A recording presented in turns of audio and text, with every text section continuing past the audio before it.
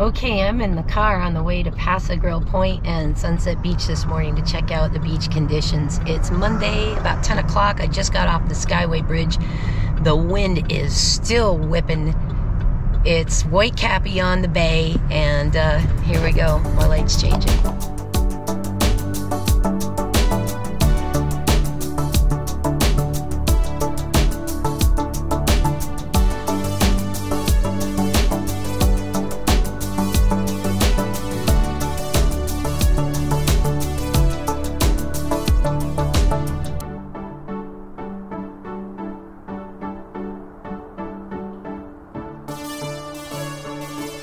I'm also just gonna say that that ride over the Skyway Bridge in a big van that's high up, that was a white knuckle adventure before we even get to the beach.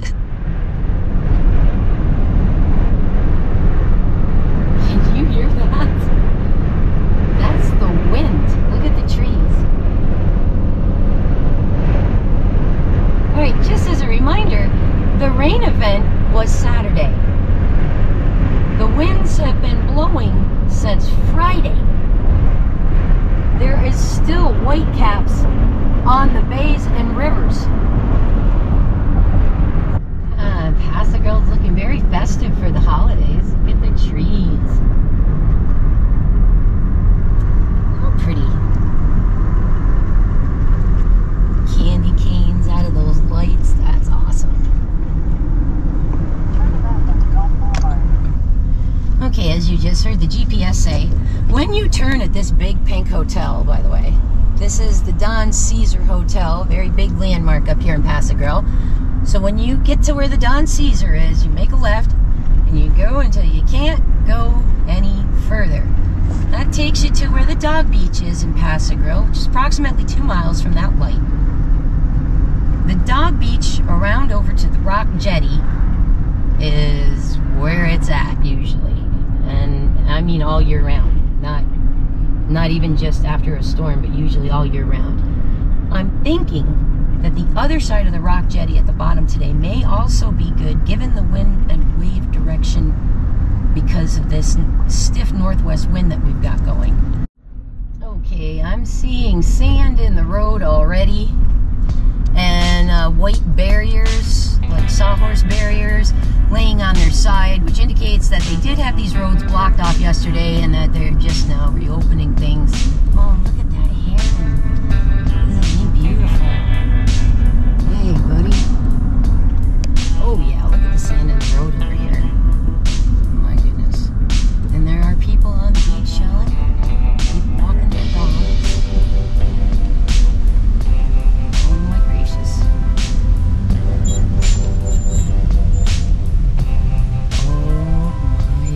Yes, yes.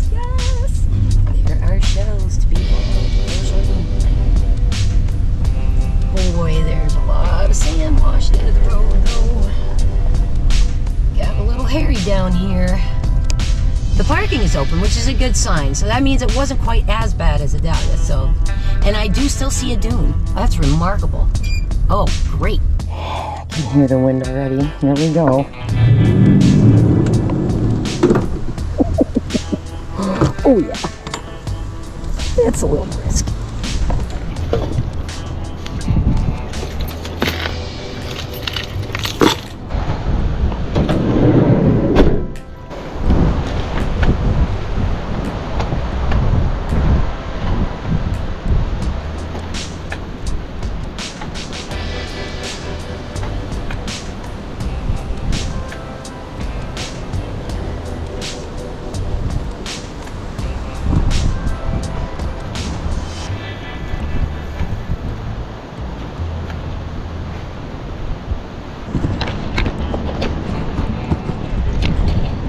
Okay, shell buddies, I'm going to set the stage a little bit here right before we get into it.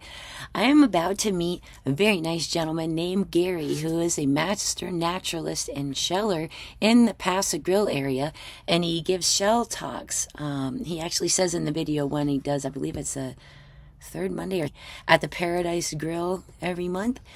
and he's about to tell us some really neat stuff about PassAGrille, about how much it's changed, the story of the tires, which I'm sure people are curious about because I have been ever since mass beaching last year, and a bunch of other really neat stuff. So let's go take a look at his haul bucket and listen to some of the really neat things that Gary has to share with us about PassAGrille. Oh my gosh, I am just now getting to the rock jetty, and look at this bucket of finds this gentleman's pulled out. Tulips, Fighting whelks, lightning whelk, those big dulcineas and the beach bowls, calico clams, operculums. Heck yeah, this is PassAGrille at its finest, it looks like. My name's Michelle. You can call me Mitch because Mitch Shells. I have a YouTube channel at Echoue Bijoux. Oh, okay, cool. Do you mind if I use your... Absolutely. What's your name, sir? My name is Gary, and I do a shell lecture every third Monday. Oh, Gary, do you belong to the shell? Do you belong to the shell club or the fossil club? I am the shell club. I do a shell lecture every third Monday at 9 a.m. at the Paradise Grill. Fantastic. I'm a master naturalist and a master sheller in the area. You and I are going to be such good friends. Right, and your name again? Gary. Gary. So Michelle. Very nice to meet you. Mitch Shells. That's me, Mitch Shells. Well, I actually came today to assess beach damage. I'm here today to look at the dunes because they were freshly repaired and sunset was already being carved after last Sunday. Well, and this is... Is this one hit bad? Oh, yeah. I sort of expected. It took like 10 feet off the new dune. Oh, already. No.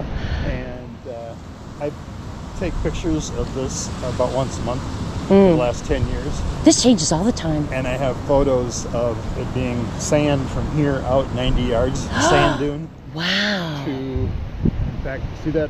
Well, I don't know if you can see it, but there's a boulder. Actually, it's a coral head right there that has a hole all the way through it. Oh, yeah. And that, I have pictures of me reaching up to that hole. Wow. That's how big that coral head is. It's over 9 feet tall. Wow. And right now you can only see the hole just above the rocks. Wow. 2 weeks ago you couldn't see a rock. It was all covered with sand. Yeah, actually we were up here on Wednesday this past week. Yeah. And you could walk all the way around. You could get around things because so much sand. Idalia moved so much sand. Well, Ian did too. Ian started it. Right. But I can tell by looking at the way the white caps are breaking out here ahead of us that the sandbars have all moved around. Yeah. So, and the confluence is something else right now. The tide's on the way out.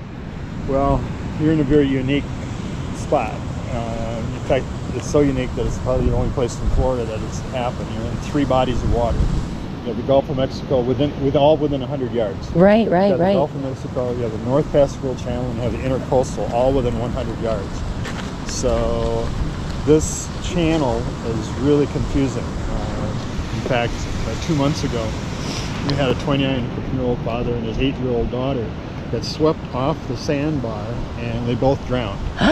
Because, again, because of the confluence of the 3 bodies of water, when the tide is coming in, the water has to go somewhere. So the intercoastal water is pushing water out across the sandbar. The tide is coming in on the south side of the channel, and it causes kind of a whirlpool. And it wasn't a rip current, but it was just enough current of the tide flowing out past the incoming that it was able to shove them up, float them off of the sandbar, and the father tried to save her. And oh my God. See, if you look out between the 2 channel markers, see where the water is shooting up in the air from the white cap? That's the confluence hitting into each other, isn't it? That's the sandbar. Yeah, there is a sandbar under there. That's why everything's breaking so hard right there, too. Right. Man. It's incredible just in the last 4 months the amount of change we've seen just on this beach alone, never mind the other ones I've visited. It's just been insane. I did a whole post-Idalia storm series actually on shelling conditions, beach conditions, damage to the beaches, how much sand was missing. I've got video of all of these walkways with nothing underneath them, hanging in the air. I mean, I just went to Sunset right after they fixed it. I went there this Wednesday and you could already see a carve line from last Sunday. I'm amazed this thing didn't get a name for how much it's probably done. But this one's going to be more expensive than they thought, I do believe. What a haul. Wow. Stuff, I know, right? Let's get one more look at that haul before I try to go find my own. Careful of the rocks down there. It's treacherous. Oh, I'm sure. I'm going to give it another 15-20 minutes, get to low tide. It won't make a difference because it's all right here. Oh, so there is no beach? How deep? No beach. Oh, goodness. I guess I'm probably going around to the dog beach then today. Goodness gracious. It was nice to meet you, Gary. Have a great day. All right. First things first, before I try to crawl down all of that crazy surf and rocks, because Gary is correct, I don't see beach.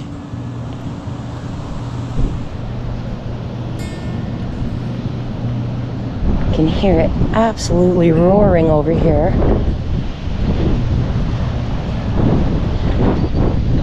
Oh my gosh. Wow. There's shells here too. And yes, that dune has been carved. Oh gosh. Look at the line all the way up. Oh my goodness. They just fixed this. All right, let's go see what's on the sand. Yeah, look at this. Shells all the way up in here. I see broken beach balls. Wow. Takes some force.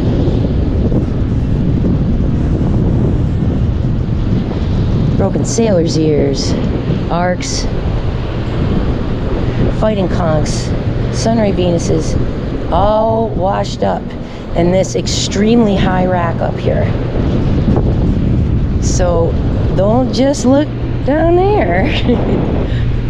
Look where everything got cut and carved. This is where the water stopped. And there you go. There's shells all over here, right up here at the top of the line. I'm looking right down in front of me at a gorgeous hinged sunray Venus clam. Look at that little beauty. Nice color. Oh, wow. Hold on a second. Hey now, don't run away now. There. Isn't that lovely? What a beautiful little hinge pair. Gorgeous start. Now, I am not at the rock jetty per se. I'm right above the rock jetty. Below is where you normally see me shelling, in that rock pile. But with the surf the way it is right now, I'm going to wait for the water to go down a tiny bit more. Now, as you can see, it's gone down quite a ways. You can see where the other rack lines are. Okay? You got a rack line right here. This would be your storm rack. This would be a regular high tide type of rack. And we still have another hour and a half to go, and you can see winds coming at my face directly from right here, from the northwest. So that pushes things in and down a little bit. So you should be able to find stuff around the bottoms of your favorite shelling places here. This high rack has quite a bit of stuff in it as well. So we have rocks with shells piled against them over here as well. And I'm going to get closer to the water.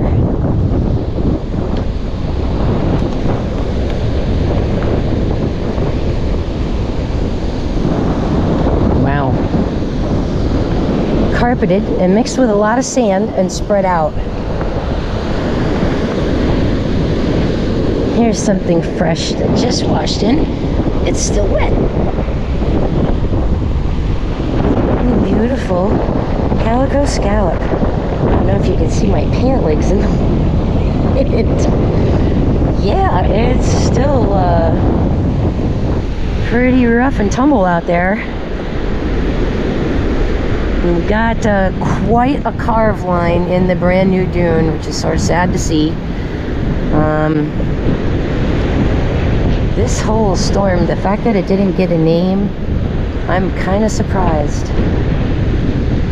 Because it definitely did some beach damage to what we had just repaired from Adalia. Alright, so there's definitely shells to be found and had. There's definitely people here shelling. Pretty cockle.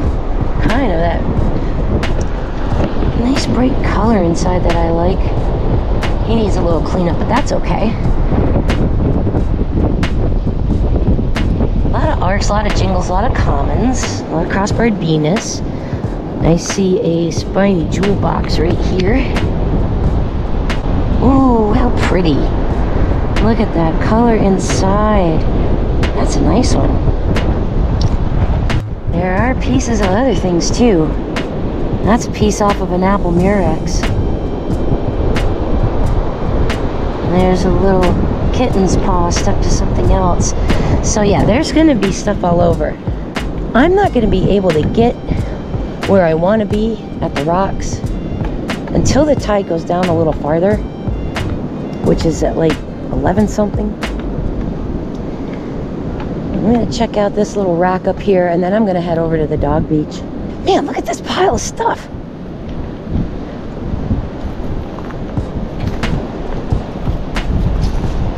All right, I'm sure this has been gone through as well, but you never know what somebody might miss. What we got here? Beat up tulip and a beat up olive and a beat up fighting conch and a calico scallop. Who knows? Yeah, we want to get around to the bayside. I think it's going to be a little different over there. Beat up whelks. Beat up lots of stuff up here in these piles. Oh wow, look at this. Right by my foot. Very buttery buttercup lucine. Nice. And the rocks are full of shells. Little to no beach exposed yet, which is abnormal for approaching low tide the way we are. So the water level is still higher. The waves definitely still a little more than I want to contend with. So dog beach it is. I mean, look at this. Right over here by the bench. Good gracious. And the rocks are full. I mean, I could see shells all around in those rocks. Okay, I see piles on this rocks, but I don't really see any good place for me to get to without some help. If John was here to help me down a little bit, that'd be different, but I think I'm going to stay out of this until the tide's all the way down. Good grief, I'm up by the street and that's a horseshoe crab. Holy smokes. Okay, sand and shells in the sidewalk here at the dog beach side, although not as intense as Dahlia. There used to be a cute little stair step here. Alright, I see sponges and corals and other things washed in. And oh, the beach is covered. Oh yeah! Look at that! Heck yeah! Oh my shellness. Wow. Lovely little Dulcinea. Sailor's ears and beach bowls and busted paper figs, yellow cockles, surf clams, calico scallops, urchins. Look at the urchins. Urchin, urchin, urchin, urchin, urchin, urchin, urchin, urchin, urchin. Look at them. Look at them all.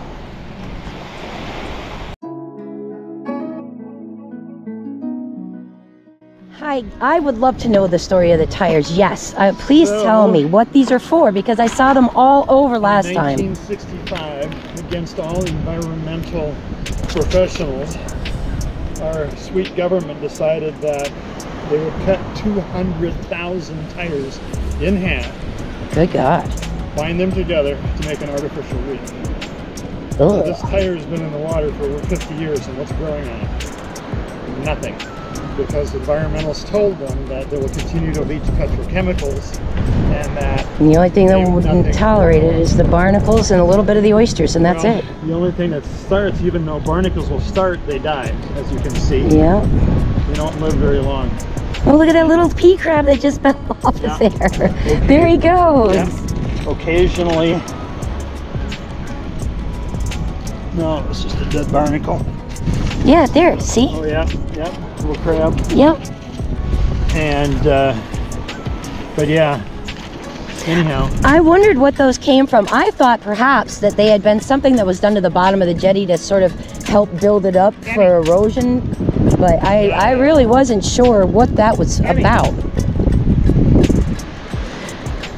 Quite the assortment out here. They barged it out about 20 miles, sunk it, anchored it at the bottom. 10 years later, a big storm came along and blew it all up. And started washing pieces in. So now, every time we have a northwest high wind event, tires get blown ashore. And traps of some sort as well, it seems like the crab trap here. Yep. Broke off its mooring quite some time ago. Well, actually the bottom fell out of it. They normally have 2 inches of concrete on the bottom. Oh my gosh. And so it lost its footing, and that slid got washed up on shore. What a mess. So now it's trash. And that happens when we get these big wash-ins with these big storms. All kinds of crazy stuff we never expected to see comes in. It looks like that little dock behind Island's End took some more additional damage, which is unfortunate because I think they were trying to repair it. All right, I'm just taking a knee here so I can get this camera level down so you can see what I'm looking at. There are urchins everywhere. Hen shells everywhere. Tunicates washed in. There's one right there in front of me. Beach bowls and pieces of sand dollars. Pieces of sea whip all over the place. Giant Atlantic cockles, scallops. Oh my goodness. Look at that. Hey, there's an operculum there in front of me right by that broken beach boat. Let's grab that. There we go. Well, this one's been around a while. Got some moisture action going. But you can see also, they do pop off in some cases. In others, well, that's what a Dremel's for. So I got about half of it off of there. This is the operculum from a lightning walk. So somehow I managed to get the camera on high speed here and not slow. But there we have a calico clam and a calico scallop. There's a hinged Osinia. Not really sure why I threw that one back.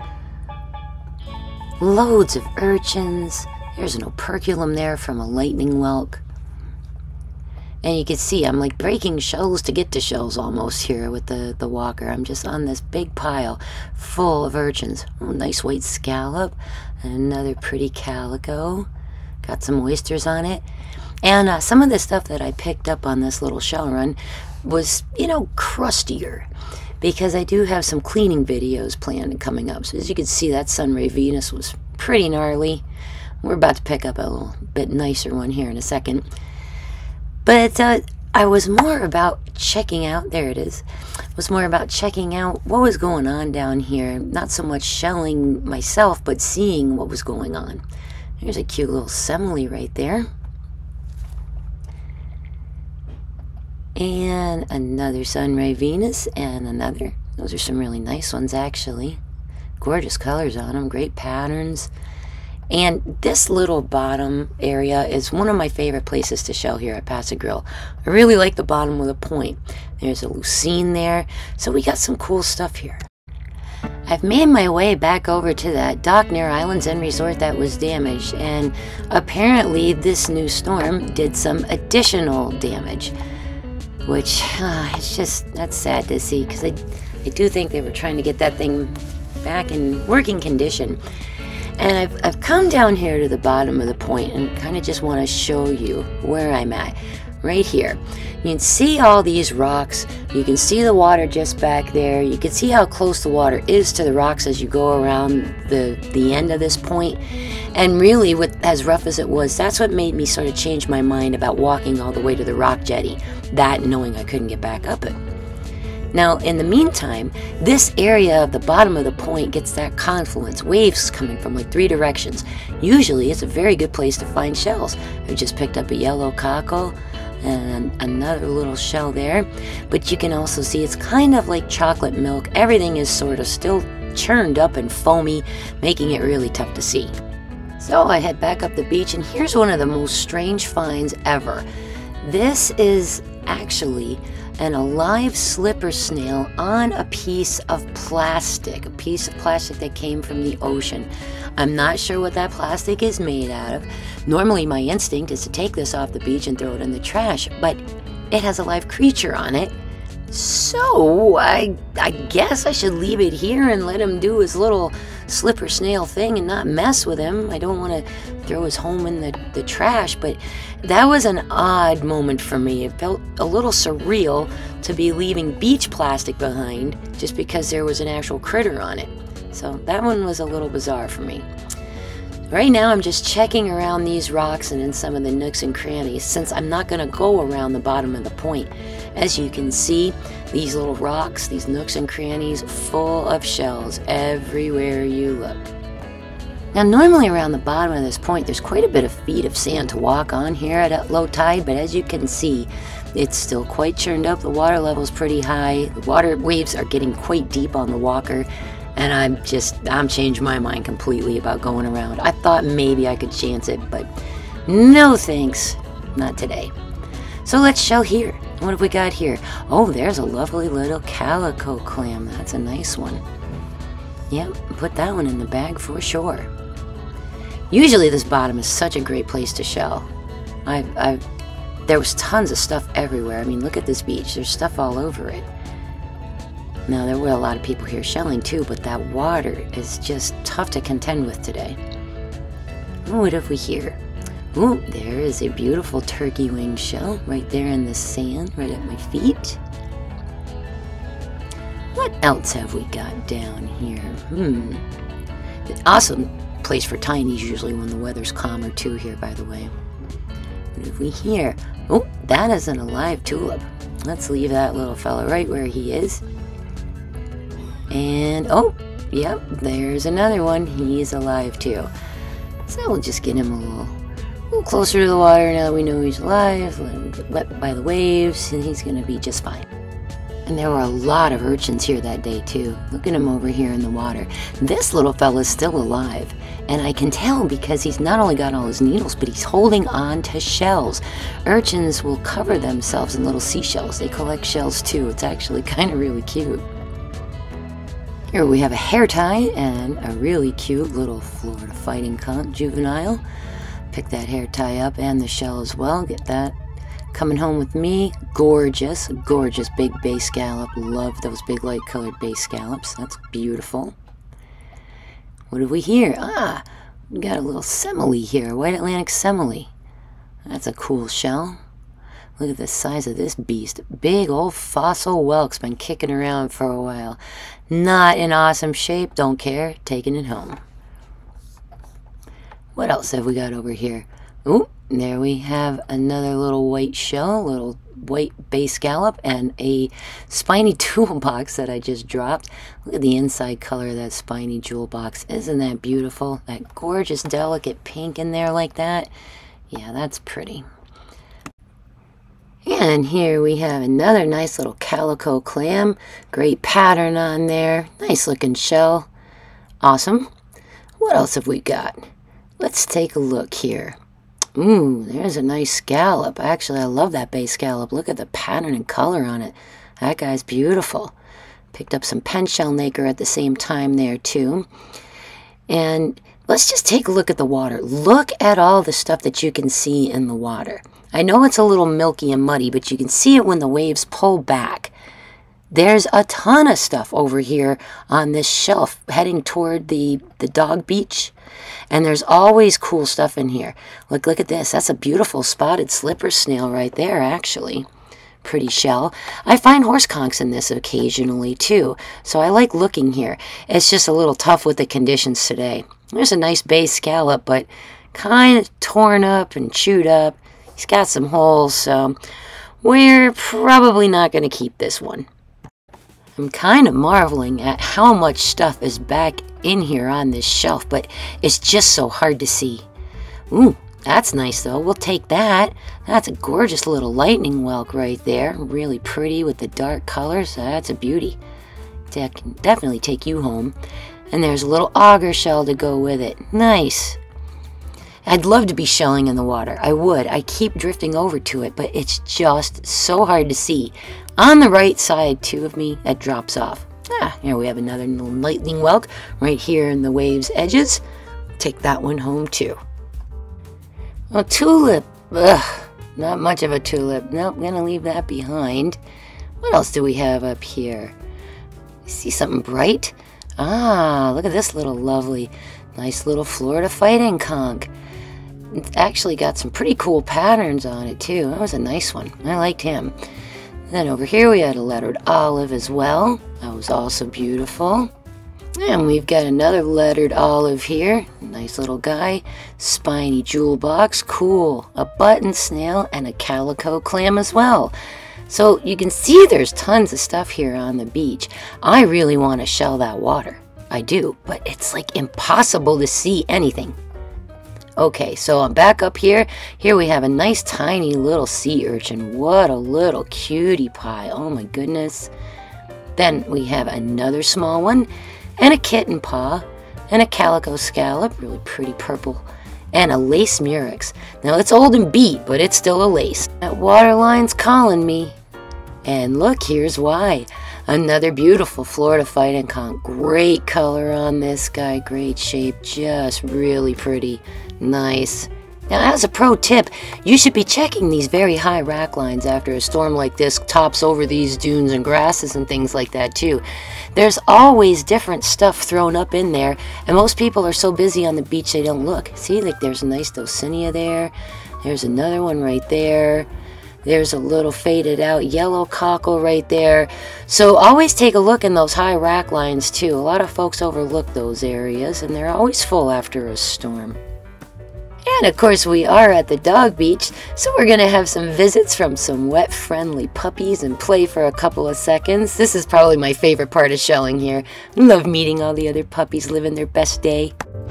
Puppies, puppies, puppies, partying.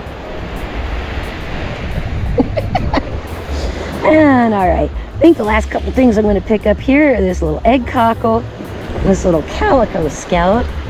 And I'm going to head over to Sunset Beach and see what the beach conditions are looking like over there. Now that the tide is definitely low, and Sunset Beach is like 5 miles from me, maybe less, from where I'm at here at PassAGrille. It's only going to be just a few minutes up the road and we'll be there. But yes, if you want to come shelling, PassAGrille. Once again, the gift that keeps on giving. And giving to dozens of people today, walking off the beaches with buckets, literally buckets of shells. Also, it was cool to meet Gary, our naturalist friend. I'm going to have to get in touch with him and join the shell club up here. I'm here so often. All right, PassAGrille, Dog Beach. Been a great time. On to the next spot. Well, I guess that's as low tide's getting today, because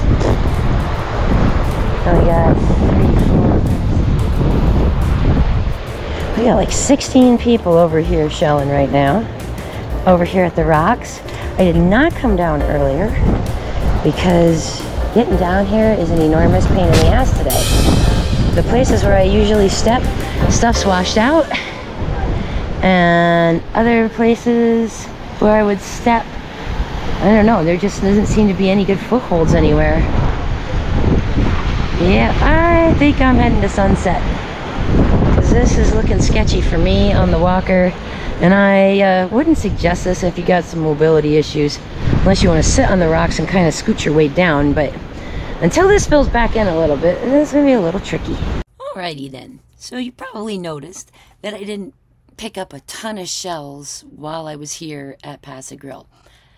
I really would have liked to get over to the rocks, because there was a bunch more stuff in those rocks, but that just wasn't possible. And since I knew I was going to be making a stop somewhere else, I figured maybe it's better just to show the beach conditions and what the beaches look like, and let everybody get out there and do their own adventure. So while I did pick up some stuff at PassAGrille, I didn't pick up a ton. It's not that it wasn't there to be picked up, it's just I was there to do more than just shell. I was there to do a few other things. So the shell bag wasn't totally full at this point, but that's okay, because I'm going to go another stop. Now, if you've seen some of my previous videos, you know that rock section, oh, I just love shelling on those rocks. So it was hard for me to not be able to really kind of get down there.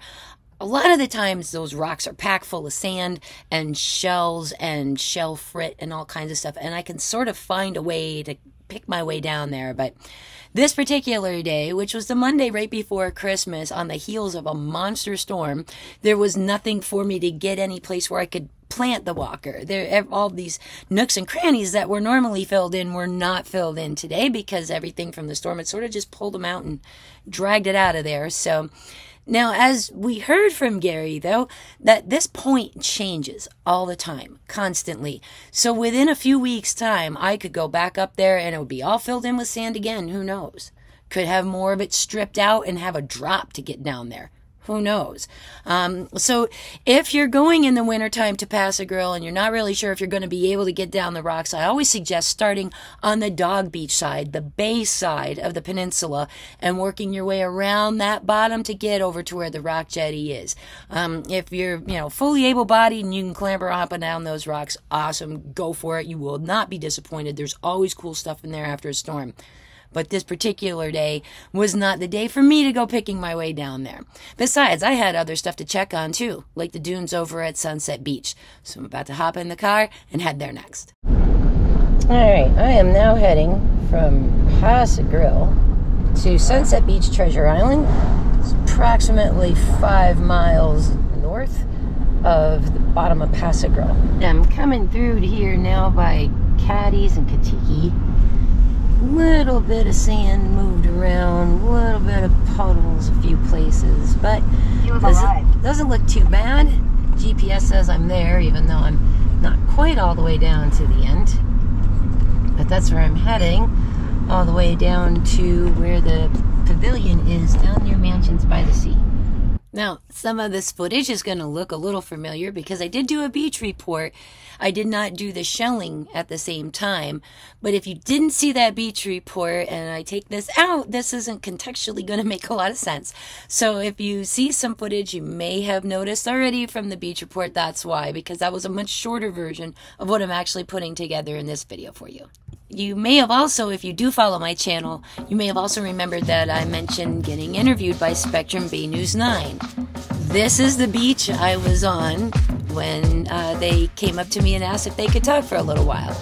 They didn't end up showing a lot of what we talked about on their report, but I think my camera was on.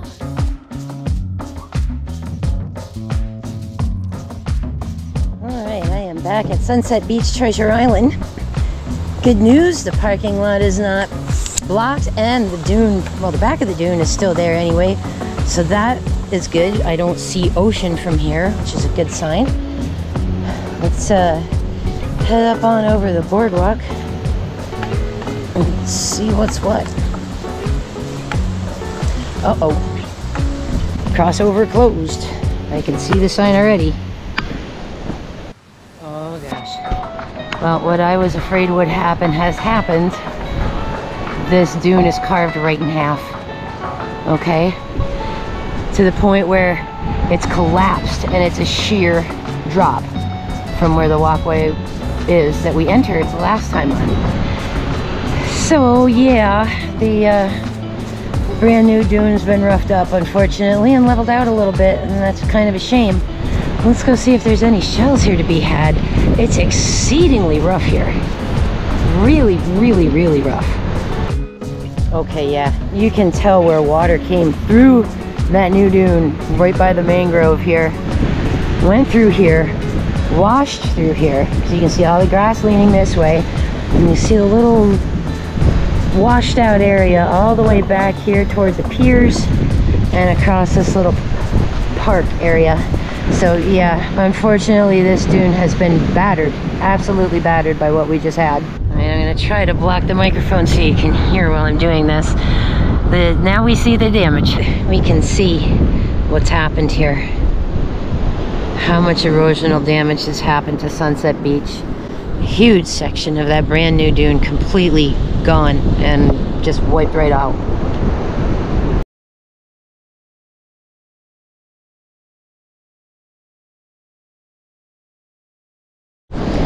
Wow, there are actually people out here crazy enough to be trying to surf and swim. I would not do either in these conditions. serious rip currents, serious surf and waves. This is big stuff. I would not play around in this. All right, and as we had wondered and worried about, yes, there is some damage to the dunes. You can see it's been carved away up there. It seems to be not too bad right here. Sand seemed to have blown to here, actually. A little bit blew over here. This side of this dune is carved. That whole dune is carved, and the whole length that stretches in front of where the parking and the mansion by the sea is. So I see stuff on the beach right by me, and I see stuff on the beach over there. I'm gonna go and see what there is washed in. So the sand is quite rearranged here, and now it's much easier to traverse from this side over to this side and back. But man, that poor dune. All of that sand. Okay guys, look. I was just pointing out in my last beach report where that dune had been carved back a couple feet from the edge of that mangrove, and it was collapsing there. There's at least 7 or 8 feet more gone. Mercy. Wow. Okay, let's take a look at what's on the beach and in the water. The sand has moved around a lot, meaning shells will be buried in it. Might be a little tricky shelling here. Ooh. Well, that's not a bad start though. A little fragile macra. Take that. See a piece of a tulip, so maybe there's some tulips around here too.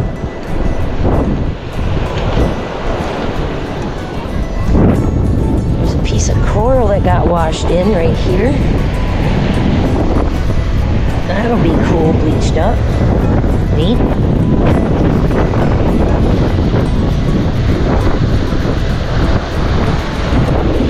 Ooh, that water's chilly.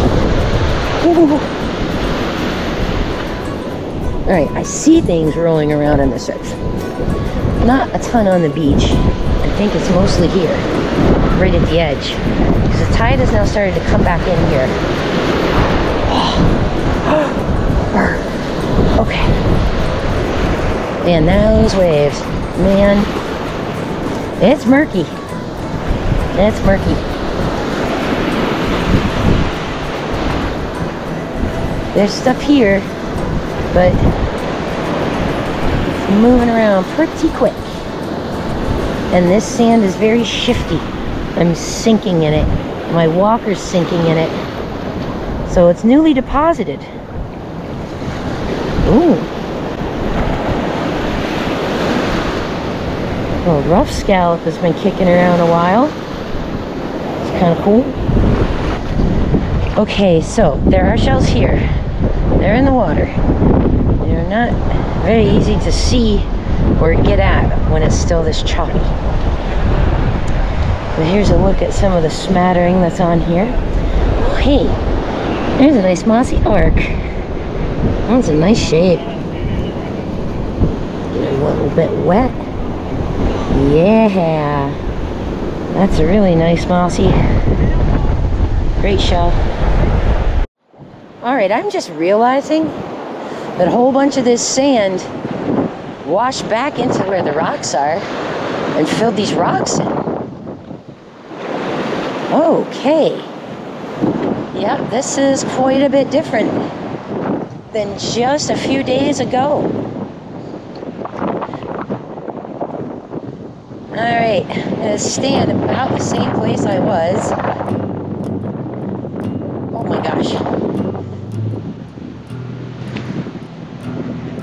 Alright, check this out. When I was pointing here before, and I'll try to do a side-by-side, where my finger is where the carve line was, and it came right along here to the mangrove and continued on around this way. So where I was standing before would have been right about here. Oh gosh, yeah, there's a good 8 or 10 feet of this sand dune is gone. Just gone. Well, not gone. I mean, it's not like it disappeared. It's here. I'm standing on it. It's leveled. It's smoothed into the rocks. It's piled up under where I'm walking, where I'm about, I don't know, maybe a foot higher or so, at least than I was before. So yeah, now you see our new carve line, and you can see why they have the walkway closed there too. It's just a straight drop right there. And unfortunately, Sunset Beach is damaged once again. Yep, essentially what happened is that sand just dropped and spread to right where we are, making the beach a little easier to walk and less steep, but unfortunately providing not much protection for the next one to come through. And we're talking like a week apart, these two storms have done that much damage to that brand new dune. Now, as far as what I'm seeing for shells, I'm seeing a lot of this. That is a smooth duck clam. That is a channeled duck clam. Neither one of them's in real good shape. Yep, a lot of smashed shells this time. With the northwest drag, they would have been hitting these rocks and that jetty. Might not find much here today. Might be too early still. It's definitely still very rough out. Yeah, there's no shelling in that. That's basically pea soup. Okay, well, this low line, this low rack line isn't really producing much. So I think the next spot to check would be the high line. But everything in this low rack line right now is smashed. Now I can see that there are shells in the water in that edge. It might not show real well on camera though, and it will be impossible to shell it. No way, are you kidding me? Angel wing. What? What? It's not complete, but I mean, geez, we just don't find that stuff much here. Now we have big pieces and little pieces of scallops and beach bowls mixed in with our broken sailor's ears. There's an operculum just washed in not long ago. And oh, I see a rack line up here. Now with this much of the dune washed out, I'm sure some of it probably is on top of some of the other shells that would normally be visible here. Wow. Pen shells, pen shells, pen shells.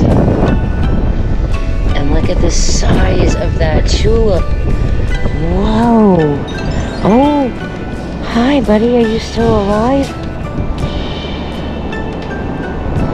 Well, maybe we should get you wet. Get him back here where the water is. Appreciate that beautiful shell for a moment, because dang, that is a beauty. There you go. You gonna close back up, pal? Alright. I'm gonna put you right here where it's wet, and you'll be protected, and your little tip is out. Oh, I don't know if the water will leave you there, though. Good luck, buddy.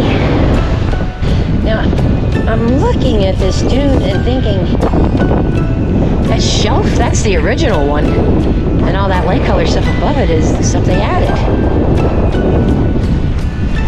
Neither fared particularly well this weekend, as we can see. And we got quite a rack line of pen shells for a ways here. Oh boy. Oh man.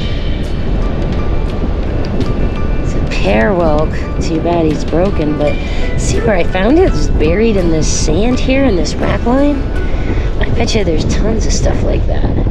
Just buried under all of this rearranged sand. Now, I'm gonna keep that because that one looks old, like fossil maybe. So there's some shells buried in the sand right up against the dune that I can see too. And then there's stuff all scattered in with all of these pen shells. There's not as many people here shelling as there was at PassAGrille either. But boy, I'll tell you, if you want pen shells, this is the spot. Ooh, Hello, Fragile Macra Big. Wow. Okay, that side's not awesome, but this side is. Shows that cool line. Definitely see-through thin shell. There we are. Fragile Macra. Every time I put my foot down, I hear something crack. There's a sailor's ear. And we have a nice small one of the beach bowls. See, everything is packed full of all this sand. Gosh. There we go. So, this is a giant Atlantic cockle and a channeled duck clam, also known as heart cockle and sailor's ear. Alright, here's what this rack line looks a little closer up. Big beach bowls, big scallops, loads of pen shells. The critters are still in there, in their shells. Not all of them. Some of them are like this one and are empty. There's another sailor's ear to go with my nice big scallop. Yeah, there's some good sized stuff mixed in together with each other in here. There's a hinged Acinia. Another broken crown conch. That's in bad shape. But this Dulcinea is nice. And look at the size of this beast. Oh my goodness. Oh my. Look at that difference. That's amazing.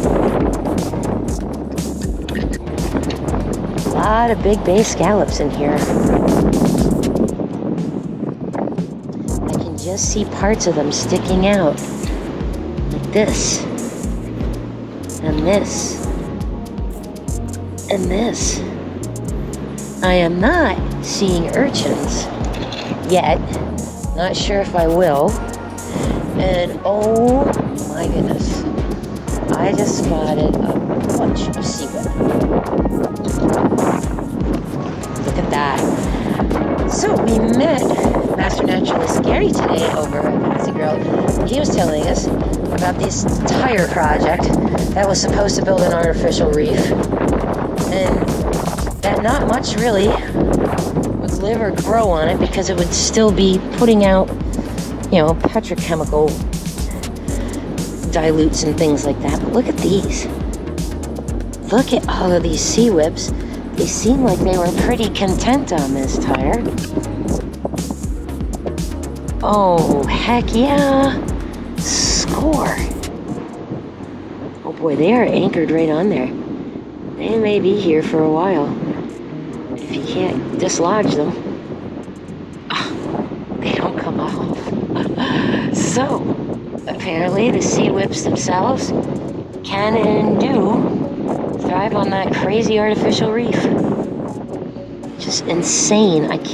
I still look at it and say, you gotta be kidding me that somebody said that this was a good and environmentally sound idea to use this as a reef material. Good gracious. But clearly, things besides barnacles do grow on it. Your small dried out tunicates, those are jinkle shells. There's slipper snails on there. So it did, in its own way, provides a bit of an ecosystem, I guess. Now in here, what have we got? A little teeny shell. What's this? Oh, it's a little cantharus. And his operculum is still attached. Wow. All right, buddy, we're gonna put you back toward the water too. You look a little dry. Yeah, I would love to have those sea whips, but they are right tight on there. Here you see the geosurvey crew out checking out to see how much has been damaged out here.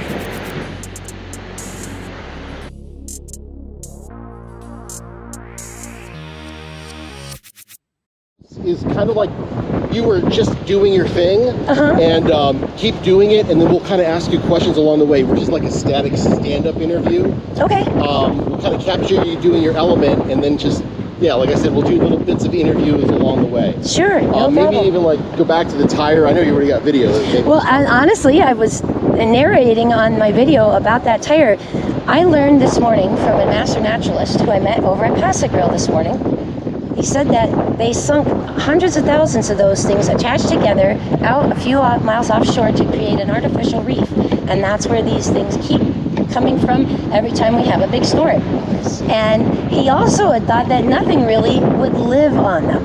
And I was very, very impressed to find these purple sea whips all attached to this, because you wouldn't think with them, you know, being petrochemical, rubber, whatever, that anything would want to live on that. But not only are there sea whips attached and rooted very firmly, they won't come off. There's tunicates on there, jingle shells on there, slipper snails, stuff like that. So there, yeah, things actually did live on them. So they actually did make an ecosystem of sorts. That's unbelievable. So, right? and I just learned about this today. And like this pile of shells, probably. Oh, yeah, these guys are all pen shells. Well, most of them. Those big fan-shaped ones, they are pen shells. We have those and base scallops. Unfortunately, these guys were washed in alive, I think, because there's still, the critter is sort of still in there. So this will end up feeding a lot of the shorebirds and whatnot. See if you can see inside of that if I lift it. It's kind of icky and squishy and not very pleasant because it's, you know, a shellfish. There's a sunray Venus clam. That one's empty. Is this a good example of the kind of cool shells you can find? This is too. These are giant Atlantic cockles. They call them beach bowls or heart cockles too. There's lots of those washed up here.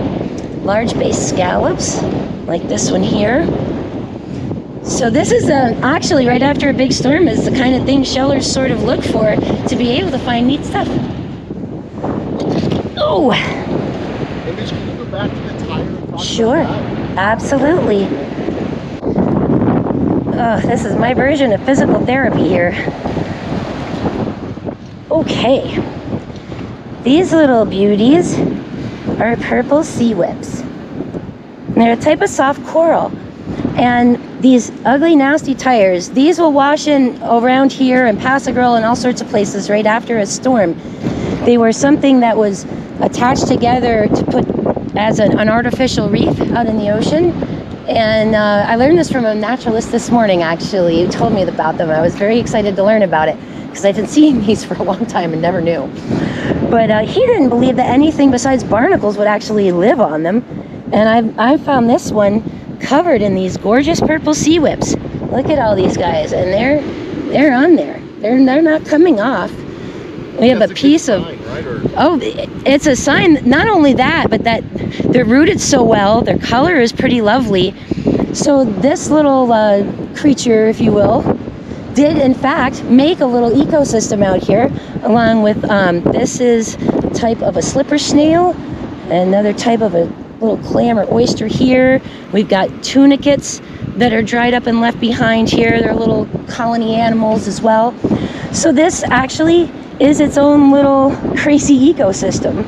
And purple sea whips is also something that shellers like to collect because their color is absolutely just so beautiful. That vibrant purple out here on the sand really stands out. Yeah, you were saying you didn't think anything would grow on a tire, right? No, I didn't believe anything would grow on a tire, and neither did the naturalist I talked to this morning, Gary. He didn't think that anything would either. So this was sort of a surprise to see. It was neat. Yeah.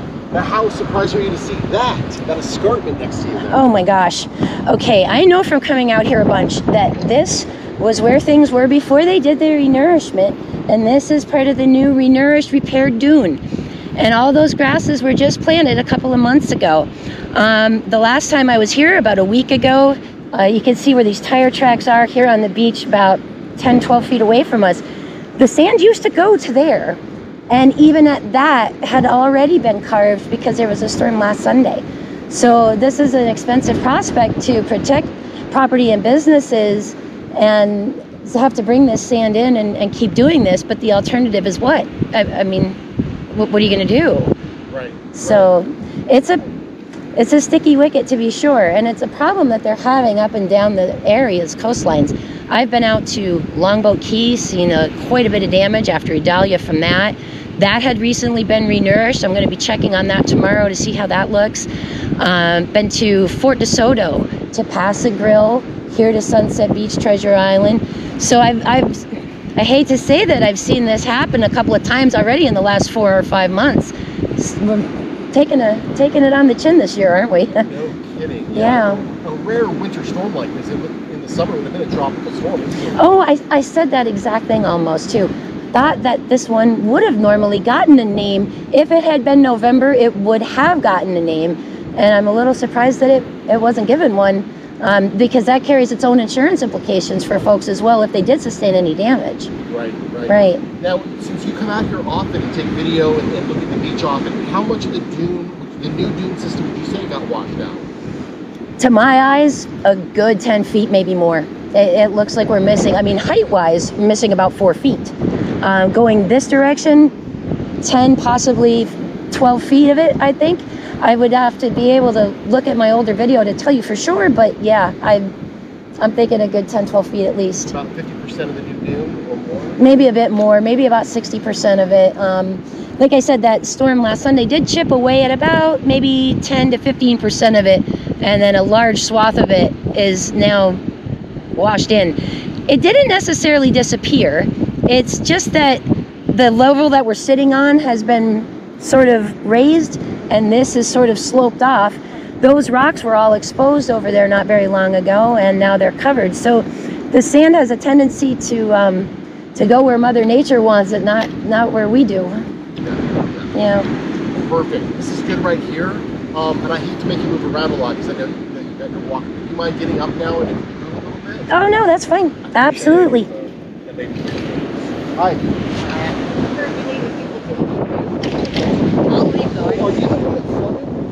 Oh gosh. Okay, there. I'm so sorry. Twice this year, guys. Oh gosh, she flooded. Oh, that's bad. The lowest on the street, and since I just Did I go this way? I'm just heading over to that pile of shells.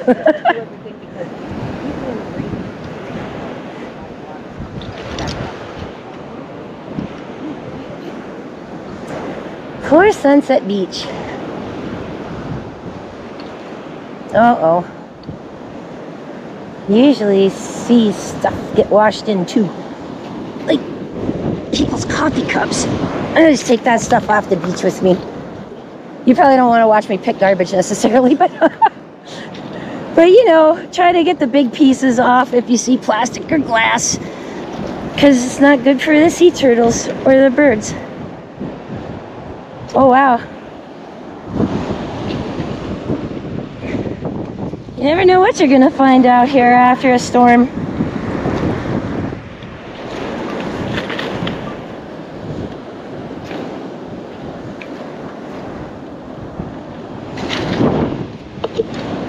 Dunkin' Donuts.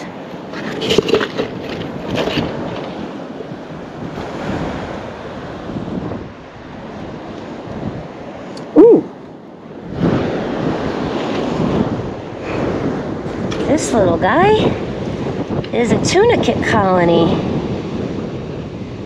It's a little colony creature, lots of little living organisms all sort of banded together into one little weird lumpy thing. It's it feels a little bit like gooey rubber, like a cartilaginous kind of a feel to it. I don't know if it's still viable or not, but I am going to put it back in the water. See if he makes it. Oh, come on, little buddy. Oh boy, there's another live one too, for sure. Nice big live lightning whelk.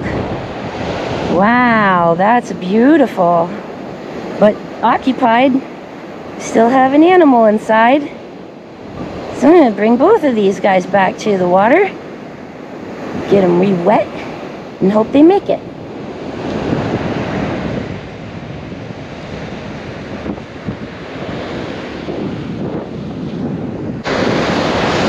Alright, little friends.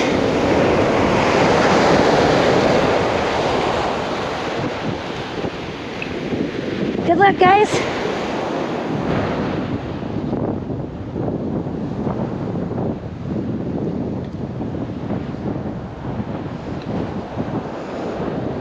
Some more really pretty hinged Dulcineas. That's beautiful. That is a Dulcinea clam there. And that's a base scallop.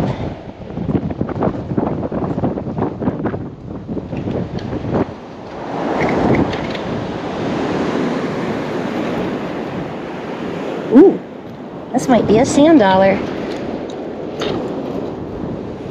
Oh, got wet. Yuck. Ha ha ha. It is a sand dollar. Let's rinse that off. Oh, sure. Wet when I'm kneeling, but no wave for rinsing? Come on now.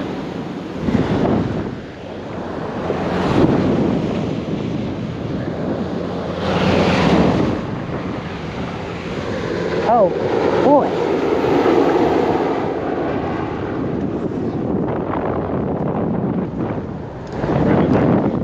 Oh, sure. I'm trying to see if he's, I don't know if he's finished or not.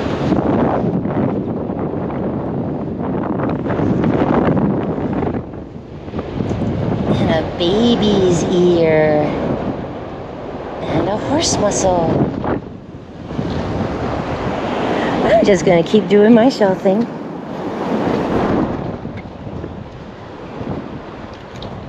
I feel bad for that lady they're talking to because her place flooded twice now.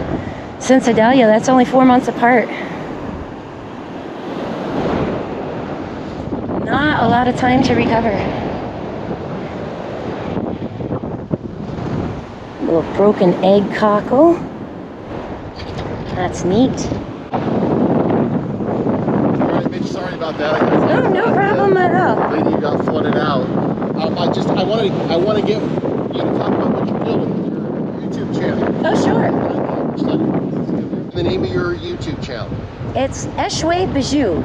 It's French for washed ashore, washed up. Echoue is usually referred to something that's a washed up, a has-been. So I thought it was sort of tongue-in-cheek because bijoux is jewelry, and I take the things that I find and I make things out of them. I love that. So the ocean's done with it, but you know, I'm not. And Florida tourism is important to all of us, and shelling actually is one of the things that helps drive that. You'd be surprised, it's a whole world unto itself. I love that. You need a tight shot of the ear and you got it. Okay, and then do you mind telling me where you live? Do you live in Treasure Island? I live in Bradenton actually, and I cover the beaches all around my local area that I come find shells at. So I'll be going out to Lido and the Longboat Key tomorrow to take a look at things over there. Boy, Idalia, really rough longboat up. And they had just put some new sand down a couple of weeks ago. I'm gonna go see if that's still where it was or if it's been washed out too. So how often would you come to Sunset Beach? Once a week or? Well, normally probably twice a month, but when there's a storm going on, of course I was here for the last one, now here for this one to do kind of a comparison. Yeah, tell us what you do with your YouTube channel. So you videotape the shells that wash up or just? Well, it's a little bit of everything. Videotape us walking around or hobbling around like I do on my walker. I usually talk to people about parking and where you can get access onto the beach if you have mobility impairments, what the shelling is like, what kind of shells we find. And maybe not so much today at this location, but I find some weird, rare stuff out here all the time. I've seen held live pygmy octopus in my hand, played with hermit crabs and all sorts of different mollusks, and it's just fun. It makes you really feel very connected to being in Florida when you're sitting here with the wildlife and looking at the surroundings constantly. That's great. So you might want to take those surfs, the high tides coming up. yeah, probably it was low around 11 or so. Oh, okay. Yeah, so it's on its way back in, but it'll be a few hours before it's high again. So we're doing, the county spent $26 million rebuilding these dunes since Idalia hit in August. Just here at Sunset Beach or throughout the whole Pinellas County? Pinellas County. Okay. They have to haul in sand by truck from Polk County, from a mine in Polk County, because they're fighting with the Army Corps. I'm sure you know about beach renourishment. That's why the beaches are short. Well, a right-of-way signature issue seemed to have been what was part of the problem. As far as I knew, after Idalia, there were places that still didn't have all of their right-of-way signatures actually done. And I think the guy from the Army Corps reminded folks that they could go ahead and eminent domain it, basically, have a judge sign an order for it if it was going to get to that point. So between Idalia and what just happened Sunday, and then what just happened this week, it's boy.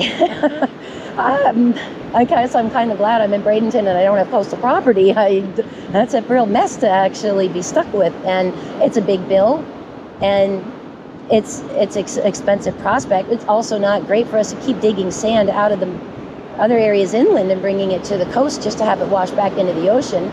The more expensive but smarter option would be to take it where it came from and where it went to and just move it back. Right, and they want to do that, but you need the federal government to play ball, Well, yeah. and now they're in a fight with the feds. Oh, That's why they have to do it this way. And so, That's too bad. What do you think about, do these dunes really protect, in your opinion, they protect the homes, right? I believe they do, and I'll tell you why. I was here immediately after Idalia, the day of being able to get back onto the barrier islands, because it was blocked off for a couple days. If you remember, that high surf and high tide that came in was astronomical. When we arrived, the dune that had prior been sitting here before any of this repair was done was sitting in the parking lot and in the street. All those folks around the corner from Mansion by the Sea were pulling things out of their basement garages to get them dried out after Idalia. Supposedly a storm that didn't even make landfall here, but buzzsawed our coast. A little bit like what just happened with this one. So the dunes do provide protection for roads, critical infrastructure, your electric, your stuff that runs underground, your water, your sewer, all of that stuff. Those dunes help keep that from getting battered. But at what point do we realize that it's not sustainable to take sand from inland and bring it to the coast to have it washed in? I guess that's a question for people above my pay grade. And Eddie, let's get the dune system behind her. Get her to move or and so as we look at the dune system now, I mean, would it have helped if there wasn't this battle with the Army Corps, the beach theoretically would have been wider. And so is part of the problem is the beach is so narrow that it's washing out the dunes. You know what I'm saying? Well, it is. The dune has been narrow here, and Ian and Idalia actually roughed this place up pretty well prior to Idalia. Some of those little walkways that you see there were actually in place. There was another one that's already been pulled out, and they had been broken off by Idalia, and you can see big empty gaping places where the piers that they drove into the sand weren't even sitting on sand. The same was in PassAGrille. The stairs were this far above the sand level. So it does make a difference when the dune washes out to how much beach there is to sit on, enjoy, walk, shell. But at the same time, that protection for everything on the other side of the parking lot is important. And without that, you know, barrier islands move, and building on them, you know, maybe we didn't understand that a few years ago the way we do now. The dome homes downstate, that's a great example. And you're getting great video, right? I'm trying. Right after, oh gosh, I just saw part of that dune fall. I literally just watched part of it fall down. It's surreal to be out here right now. But yeah, it's sad to see that all this work that has just been done is going to have to be done again. And it's at an astronomical cost from what you just told me. But the other side of that coin is how many of these properties, sewage line, fold line, electrical line, water storm management lines, pavement, how quick does that add up to 26 million? And how much of it has to be damaged before we hit return on investment? So I guess that's the fine line that folks have to walk when they're making decisions. Yeah, kind of has to be done, or everything that you see on the other side of this dune, 6 more months could be right up to the step of that yellow house. So, yeah. Michelle, thank you so much. You're very welcome. I really appreciate it. It was really nice to meet you. We'll have your story on at 5 o'clock tonight. Awesome. And we'll repeat, and I'll link to your YouTube for the web article. Oh, you guys are great. Yeah. That's super cool. Yeah. Thank you Thanks so again. much. It was really lovely to meet you. Hey, very nice to meet you as well. Age on camera. Do you mind giving me your age, or you don't have to if you don't want to? I'm 51, but I don't look it because fat fills in all the wrinkles. Awesome. Thanks again. Really Thank you guys, and I'm glad you're talking about this. It's a big deal it's a big deal issue for Manatee, Sarasota, us, like here, like everywhere. Yeah. It's a big issue for quite a few counties. Let me get a photo of you. I'm just gonna go back in the mess and look for more shells. Okay, yeah, let me get a photo of you. Sure.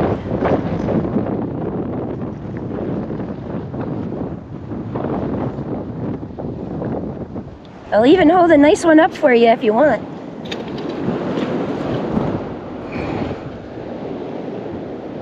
That one's yucky. This one's nice.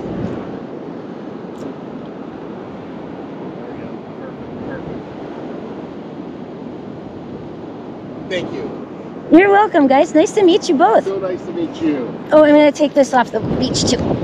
I pick up crap while I'm out here as well.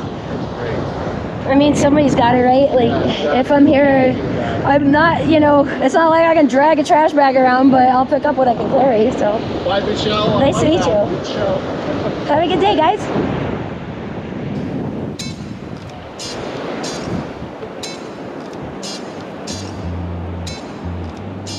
Ooh. So that was interesting. Wow.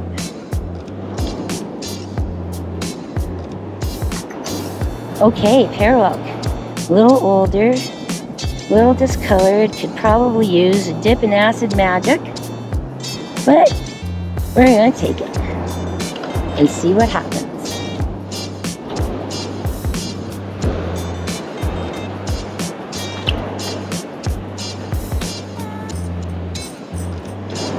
Gosh, I guess I better get a home.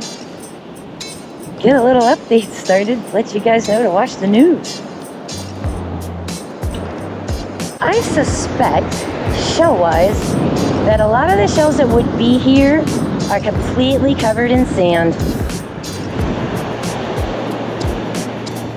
I know from experience, going further south here doesn't necessarily result in much of anything shell-wise once you get past that walkway. So, I think I'm going to turn it around here, work back through the pile, and actually get in out of this wind. It's deafening out here, and wind is cutting right through me.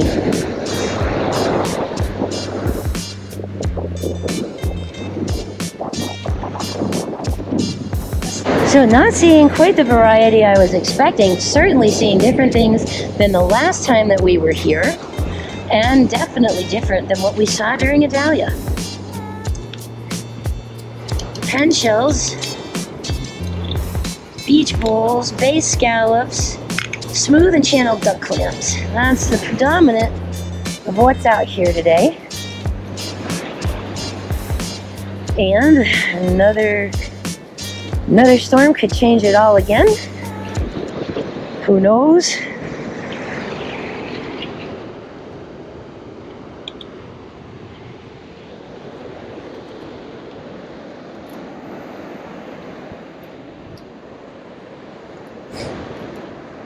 Oh, another cup. Ooh, look at the colors on that scallop. That's kind of awesome. Get that cup out of here, though.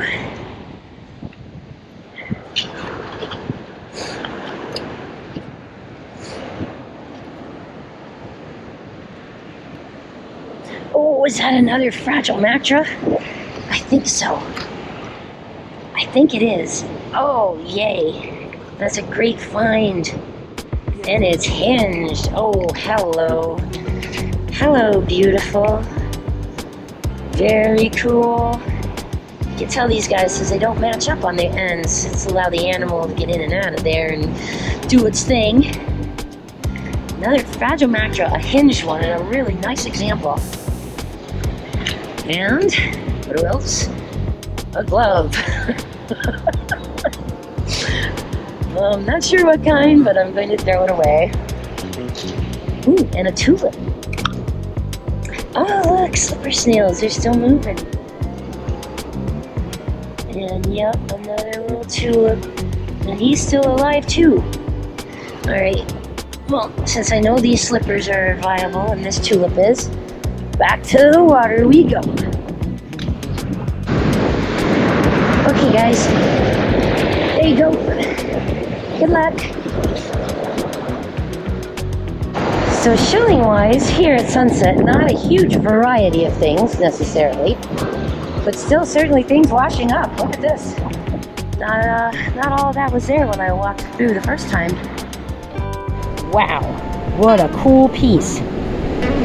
It is a mossy arc covered in black barnacles. Take a minute to appreciate this surf that we see here at Sunset Beach. We are 2 days past the rain event storm that we just had. The Gulf is still incredibly angry, very churned, with a stiff northwest wind blowing right at my face right now.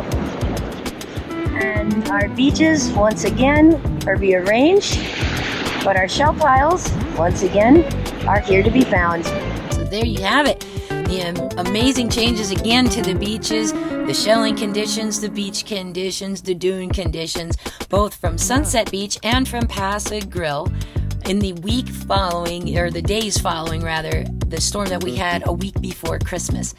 Now, this storm has no name.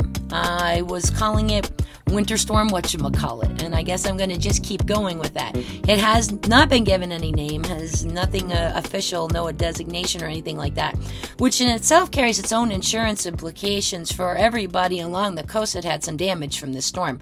And let me just say, it wasn't just our area of Florida that got hammered by this thing. It was the opposite side of the state with the surf. It was Georgia, South Carolina, North Carolina, Virginia, all the way up past Massachusetts where my brother's at.